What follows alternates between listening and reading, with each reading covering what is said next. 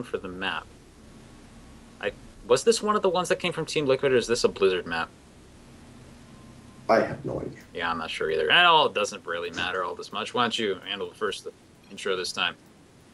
So in the top right corner, we have our pink Zerg playing Nomad. In the bottom left, we have his opponent now sporting the purple once again. It is Setheal. So we're finding ourselves once again in the 1-1 situation. Nice to see these show matches not ending in 2-0 all the time, I gotta tell you. I was a little bit worried early on. But, yeah, these guys definitely seem to be pretty even, I'd say. It's hard at first to find opponents evenly matched. Even Blizzard servers mess up, if you haven't played in a while. Oh, very true. Very, very true. So it's even harder for us with a limited player base. Yeah, tell me, what kind of opponents have you been running into? You got any master players or anything like that? Actually, I played a couple of master players. Really? Yes, I beat one of them, which was a big victory for me. That's awesome. I was gonna say the highest I've ever run into is a diamond player, like a former diamond, not like true diamond player, but again, dangerous scout from Protoss.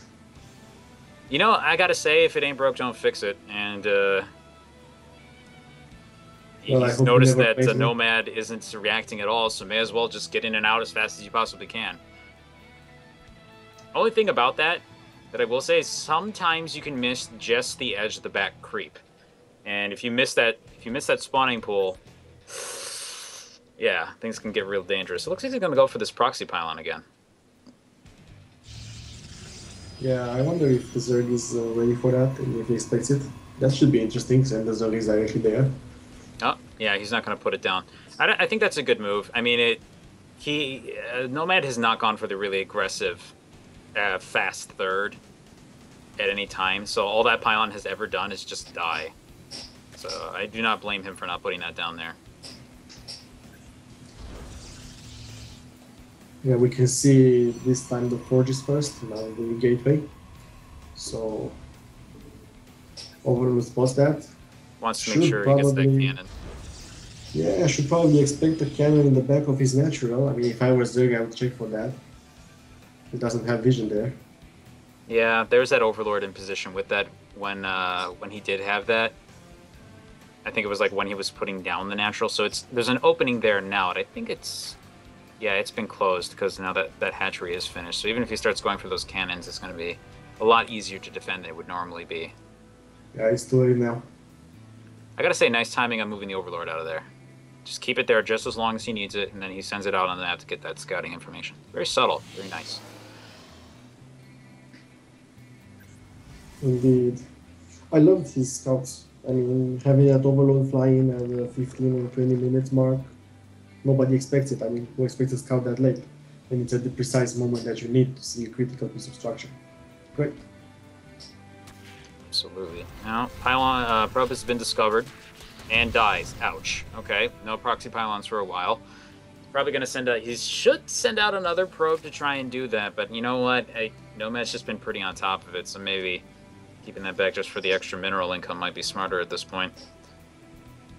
Again, they are tied-in workers. This is a really bad place to be for the Zerg.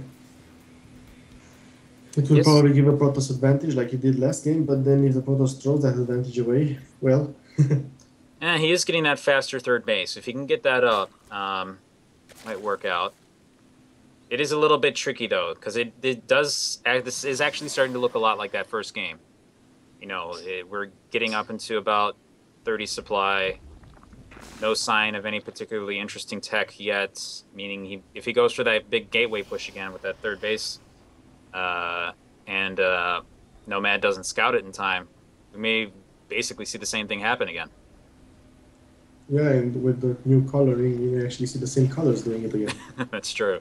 Except we'll get to see a little bit of that foresty green and snow light in the background. Yonsu is a very interesting looking map, I must say. Yes, it is having 2 seasons, having the details done, like the water is frozen in the winter part of the map. Amazing. I gotta say that's really a nice aspect of the editor nowadays. I remember the old editor; it was it was pretty good, but I don't think you could actually mix and match palettes like this. It's kind of cool to see that you can do something like that in this game. Okay, so this late scout has been found. So he's rolled into the base. Oh my god, he's supply blocked if this overload is killed. Yeah, that's unfortunate, but he got some important information there. He knows in the main structure of the base there isn't anything there. There could still be a Stargate or a Robo hiding in the bottom right of the natural. He doesn't know that, but he hasn't seen anything yet, and he should at least be getting suspicious. So hopefully he'll dial back a little bit on the drones here and actually start getting some army units out. For now, however, +1 is finished. 3 stalkers have warped in. It looks like he's moving a probe around in an attempt to once again try and hide a pylon, but of course it has been scouted. So I don't think that's going to be able to get anything done. Now, We've just seen the Zerg starting the double upgrades. He has the evolution chamber twice, while the Protoss, if I'm not mistaken, still has only 1 forge. Yes? Yes. So again, upgrade advantage for Zerg, based on the He's- same thing. I have a feeling that he's going to try and end the game pretty soon here. Now, that lack of that proxy pylon makes this very much more difficult, though. Once push, the first initial wave of reinforcements will have to come from his base. And that can be enough for the Zerg to hold it off if they see it coming in time. And there you go, 10 roaches coming out. Hydrogen's just about to finish. It's got some static D this time to actually help him out as well in the form of the spine crawler. Going up all over the place, and that's probably gonna be enough. Unfortunately, it does not. Oh, he's not bringing a probe out with this either. Just realizing that now, sending it along is delaying and delaying. Oh no, that's a mothership core. No, he's not sending out a probe. He might just try and see if he can do some damage to the third and then warp back with the mothership core. It's gonna not probably work though. There's way too much defenses there. The roaches are still pretty close to respond right away as well. Yeah. Oh boy. Oh, here we go. Stalkers are walking straight up into the face of a bunch of Zerglings and a spine crawler, taking some damage. Nothing has actually died yet, though.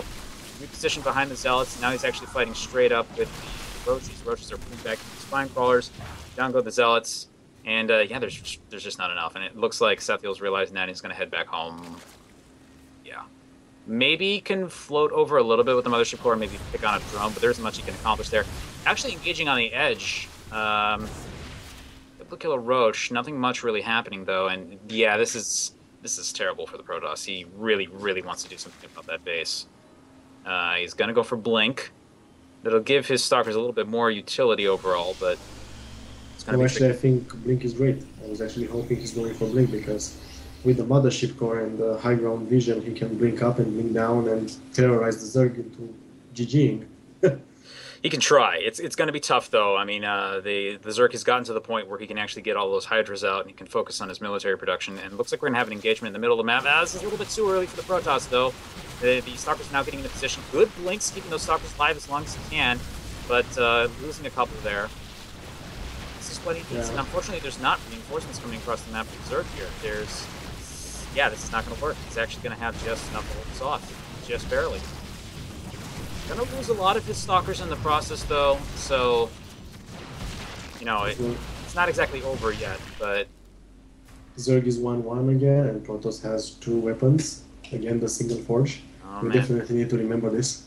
Yeah, that could end up being the deciding factor again, but it's going to take a little bit of time. I see that indeed the stalkers are preparing for a blink move. I hope the mothership core is coming. Yes, it is. I really like this from Setheal, gathering up on the left side. He's been doing all of the engagement on the right. Unconsciously, Nomad's attention is going to be more focused on the right side of the map at the moment, so he may not be able to see this in time. And he actually may have just enough time to maybe pick off a few drones. I don't think he'll be able to necessarily... Oh, the army is moving completely out of position. Oh, my God. Oh man. For the hatchery. Yeah, he saw the one unit hanging out on the right side, and that was enough. Unfortunately... Yeah, here comes the my God, no blink just inside. walking instead of blinking in. They're going to attack the spine crawler and then leave. Yeah. Does not want to engage into that. He's wiping the army out of creep. Okay, he lost the mothership coin and nothing Oh yeah, happened. well forget that then. No high ground vision, no blinking. I actually thought he was going to blink around the rocks and just do some damage and then get out, but didn't happen.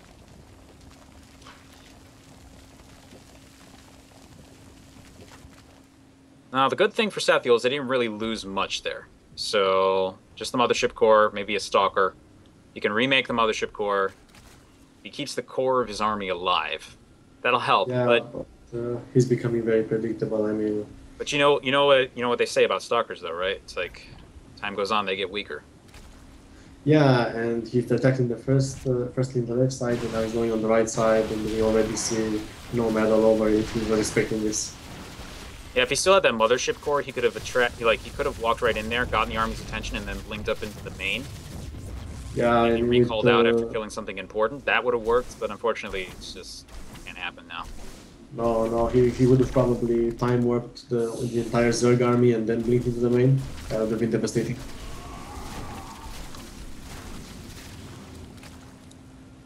Right now, these are just, they're not even called attacks. I mean, one zealot against the whole army. That was probably more. Well, that zealot did manage to cancel that base, which helps. But unfortunately, I think it's going to be near impossible for the Protoss to actually hold this third. He doesn't You have never know. sentries to help out with that ramp. Another engagement happening. Another engagement at the front here. There is a little bit of an sentries are upgrade difference. Oh, wait. Actually, upgrade difference really favors the Zerg this time. But the force fields are okay. He's able to scare the army back a little bit. Now, it doesn't really have a lot of that meat with it anymore. Very few roaches. And he's going to try and charge straight up into the army right here. This is going to work. There's actually no force fields left to cut this in half. But, yeah, it's close. It's like, this is the thing. I'm pretty sure the Zerg could probably get away with just running up there at this point because of the upgrade difference. But, you put yourself in a position where there's not a good concave. So, if you have any doubt in your mind, it's not bad to fall back and get reinforcements here. Now, unfortunately, that means the Protoss does get this base, but he won't be able to make use of that for a little while. As you notice, he's a little bit thin on the workers. Doesn't quite have what he needs, so it's basically a big paperweight. I actually love this from Zerg. He attacked, put a little pressure, and behind that expanded, has a fourth almost up. That's amazing. I mean, he didn't charge in, he didn't lose his army, but he put a thwart up without being worried about losing it. Good job. It is definitely true. He's taking advantage of the time that bought him very, very well.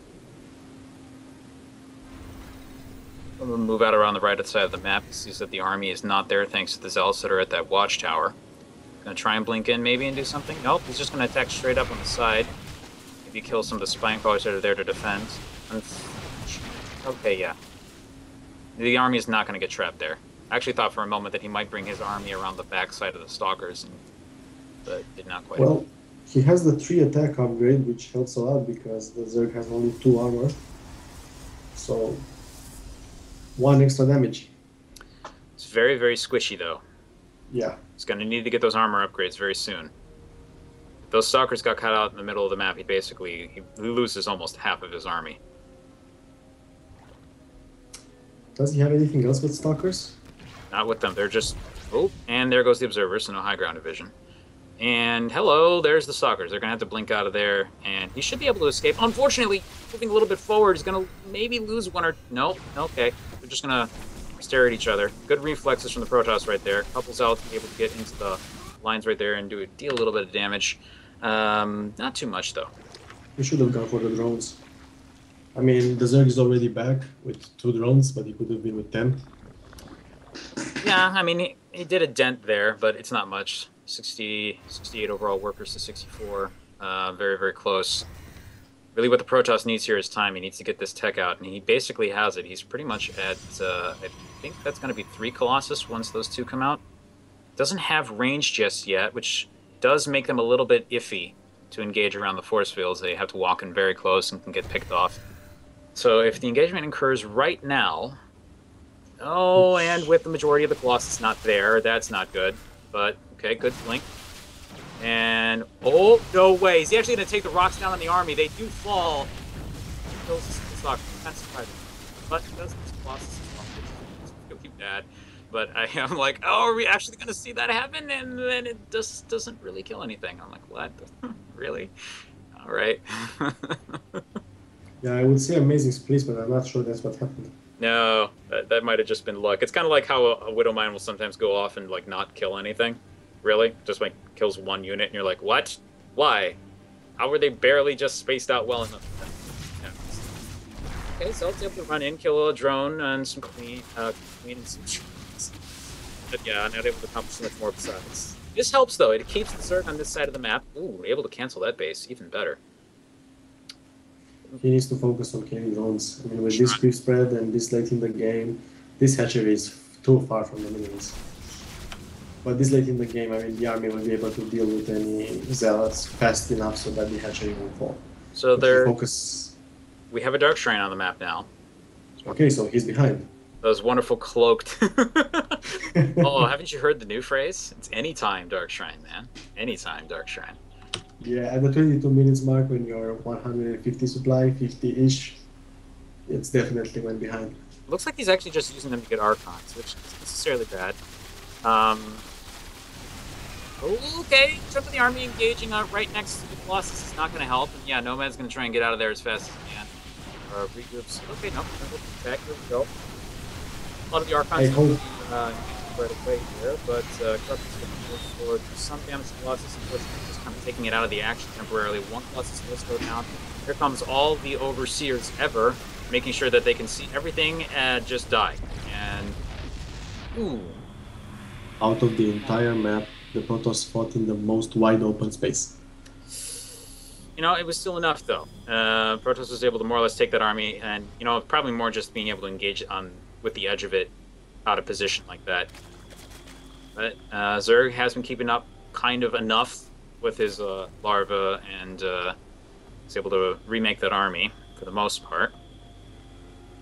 Yeah, I don't see Protoss winning this. I mean, that engagement could have gone so much better for him. That's true. You know, we can't forget that there's actually 3-3 for the Zerg and only 3 attack for the Protoss here. So, oh my god, he did not start the armor yet. This is insane. You know, with a lot of his tanking abilities in those Archons right now, so it doesn't matter too much. Oh, this is actually a really tough engagement spot for the Zerg. He's losing way more than he really needs to in this situation. Oof. Yeah. I gotta say, going for Archons definitely needs a shield upgrade, and that would be great, especially against Zerg. It helps. I mean, what that's more for is the compositional change. You know that your opponent has so much in Corruptors, you can try and surprise him with Zealot Archon. I think that's what he wanted to do. But, yeah. Now, again, little moves like this are going to help.